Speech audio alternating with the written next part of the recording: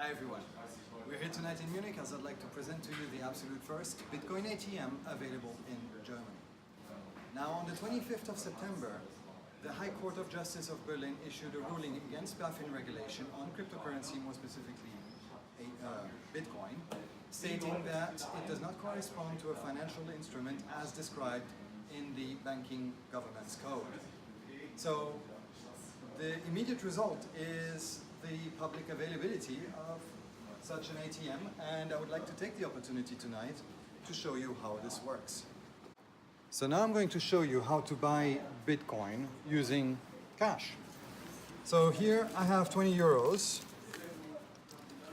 which I'm going to insert into the machine.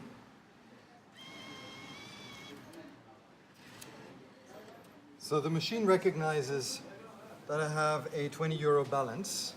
Now, first I have to scan in my wallet, which is installed on my mobile. I use blockchain wallet. So it recognizes my wallet address. I accept the conditions and I accept the secondary conditions. I click on buy. I have to include my phone number, and this is going to send an SMS to my phone. The SMS arrived and the code is in, and now it is successful. I have my transaction ID, the hash which is associated, and I also have the receipt for the acquisition of the Bitcoin. Now I just showed you how to buy Bitcoin using cash on this ATM. You can naturally also do the reverse and withdraw cash using Bitcoin, which is on your crypto wallet.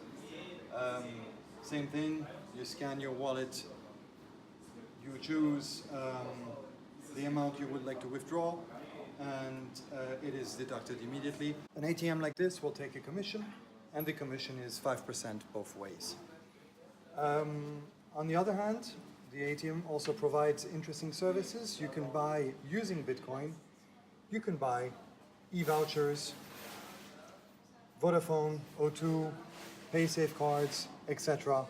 using Bitcoin. Since this machine is installed in a restaurant named Monte 24 on Frankfurter Ring in Munich, so you can actually use Bitcoin to buy the menu of today.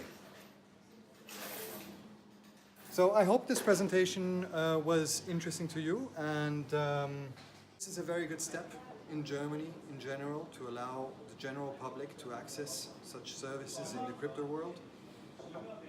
The regulation, however, needs to be put in place in terms of ICOs,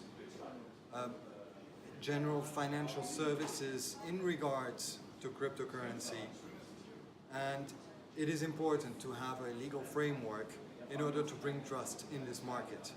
Thank you very much and have a good day.